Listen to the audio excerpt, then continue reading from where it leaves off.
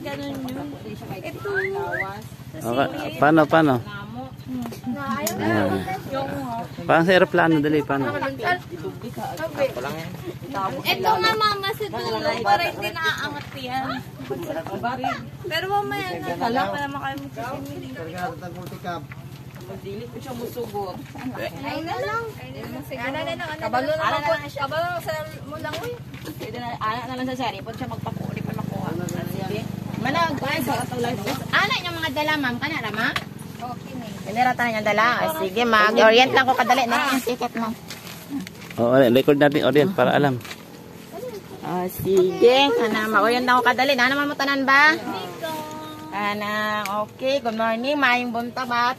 Welcome mo diri sa among balasa sa muog na docking area. Docking area ta kay dinhi ta magikan, magsakay tag bangka paingon sa balsa dinhi ta maguli. Kabalo ka magtagalog. Ay. Ay, magtagalog. Try lang na ako. Sige, anang welcome sa lahat sa aming docking area sa balsa sa muog. So, ang pinakauna na rule sa balsa, sa lahat ng balsa talaga ay magpalagi magsuot ng vest. Okay lang kung nasa loob ng balsa, bubuon ko lang tambay-tambay. Pero pag lalabas ng balsa, suot talaga ng vest. So, ang pito, may feature siya na may biodeck. So, bawal mag-dive sa biodeck. Kailang picture-picture, tamba-tambay.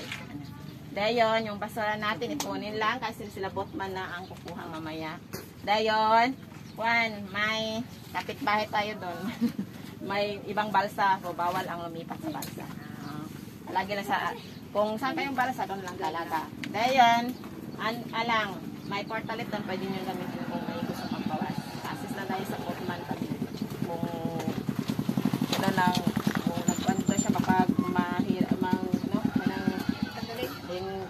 pag-flash doon, baka nag-stack up siya, pwede nyo pa-assist lang. Then, ang oras natin sa balsa hanggang 3 PM, pag ganito yung condition ng dagat. Alon siya, aware lang namin kayo na early fall out tayo, pwede kayong maligo dyan sa baba. Kailan, basta galing sa balsa.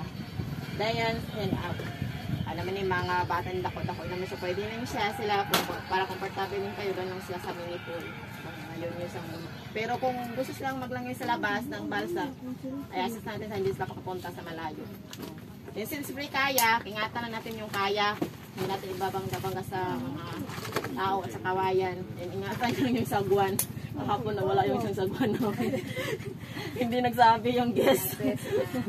Then, yung mga gadget nyo, pakiingatan lang. Responsible nyo yung mga gadget, yung mga importante ninyong gamit. So, ano lang.